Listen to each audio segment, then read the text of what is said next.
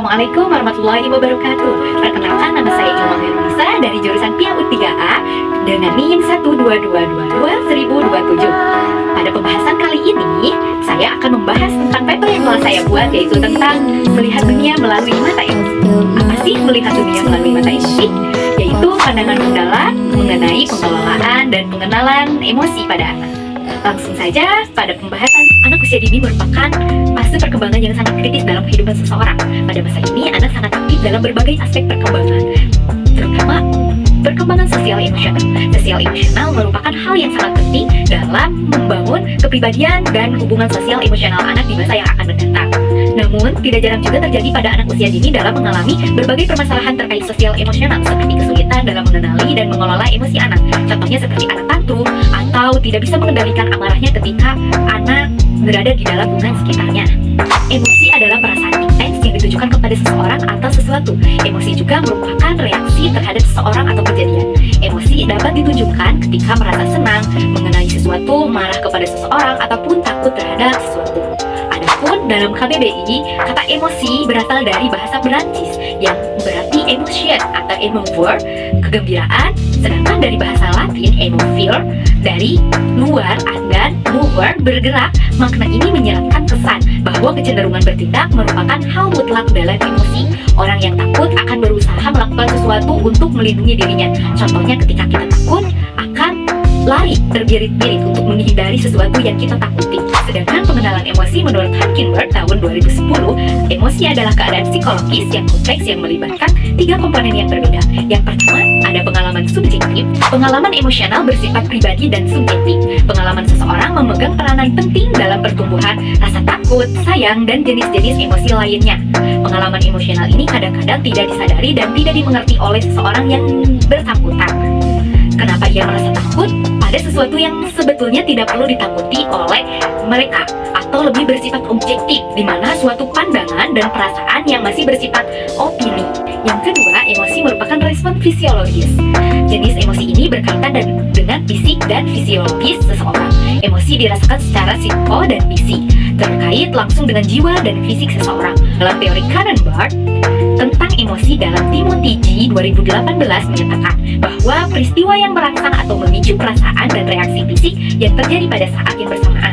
Misalnya, ketika kita melihat seekor ular, mungkin memicu perasaan takut sebagai respon emosional kita dan detak jantung yang berdebar kencang sebagai reaksi fisik kita. Pada teori Kahneman mengusulkan bahwa kedua reaksi ini berasal secara bersamaan di talamus. Talamus ini adalah struktur otak kecil yang bertanggung jawab untuk menerima rangsangan sensori atau informasi sensori.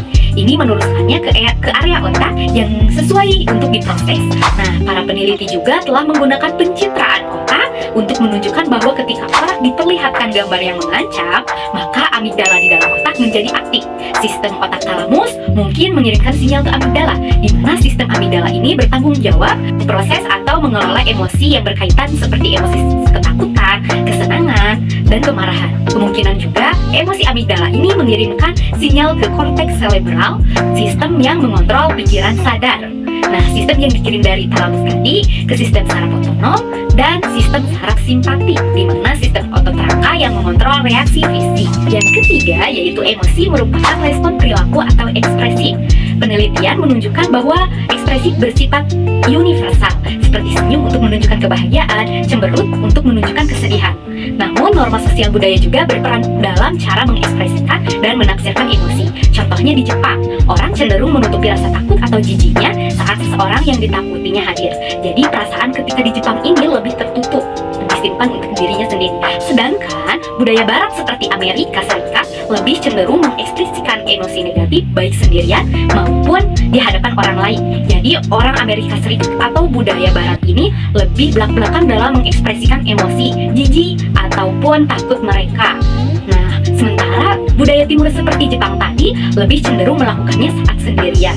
Nah, jadi budaya barat ini sangat berperan dalam cara mengekspresikan dan menafsirkan emosi. Selanjutnya ada karakteristik emosi pada anak-anak. Nah, karakter emosi anak berbeda dengan karakter yang terjadi pada orang dewasa, di mana karakter emosi pada anak ini terbagi menjadi 4. Selanjutnya ada pentingnya pengenalan emosi anak. Dalam bukunya, Goleman Ilmuwan 2005 berpendapat tentang keberhasilan seseorang di masyarakat dipengaruhi 80%-nya oleh kecerdasan emosional dan IQ hanya menyumbang 20%-nya. Berbagai penelitian dalam bidang psikologi anak membuktikan bahwa kecerdasan emosional itu sangat berpengaruh pada masa depan anak. Anak-anak dengan kecerdasan emosional yang tinggi adalah anak-anak yang bahagia, populer, percaya diri, dan lebih sukses. Mereka lebih mampu menguasai gejolak emosinya, menjalin hubungan yang manis dengan orang lain, bisa mengatasi stres, dan memiliki kesehatan mental yang baik.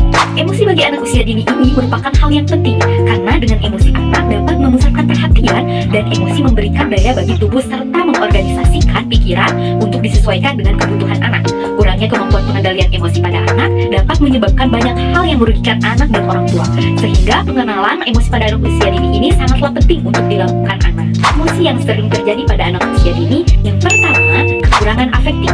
Kekurangan afektif itu berupa kurangnya perasaan kasih sayang yang dapat menimbulkan perkembangan fisik anak yang terlambat, menyebabkan anak depresi, anak mengalami kesulitan untuk berbicara, gagap, sulit berkonsentrasi, cenderung berperilaku agresif.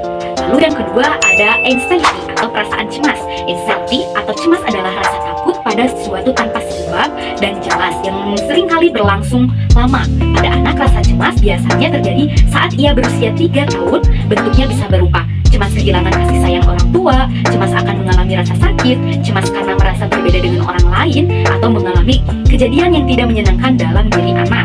Yang ketiga ada hipersensitivitas. Hipersensitivitas yaitu kepekaan emosional yang berlebihan dan cukup sering dijumpai pada anak-anak.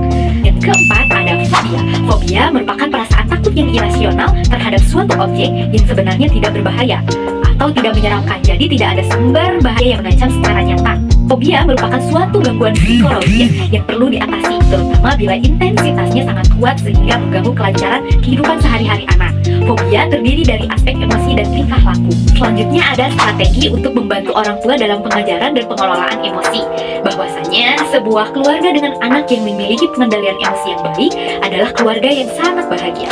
Salah satu penyebab anak-anak marah adalah karena kurangnya keterampilan mereka dalam mengontrol kondisi mental intern, menyelesaikan masalah, menahan keinginannya, menyampaikan keinginannya kepada orang dewasa, menunjukkan apa yang mereka rasakan, mengenali sesuatu yang terbaik untuk dirinya, berbincang, menenangkan dirinya sendiri. Nah, permasalahan itu telah dikemukakan dalam buku Taufik Rajif. Berikut adalah strategi-strateginya. Strategi yang pertama, ajarkan nama-nama emosi anak.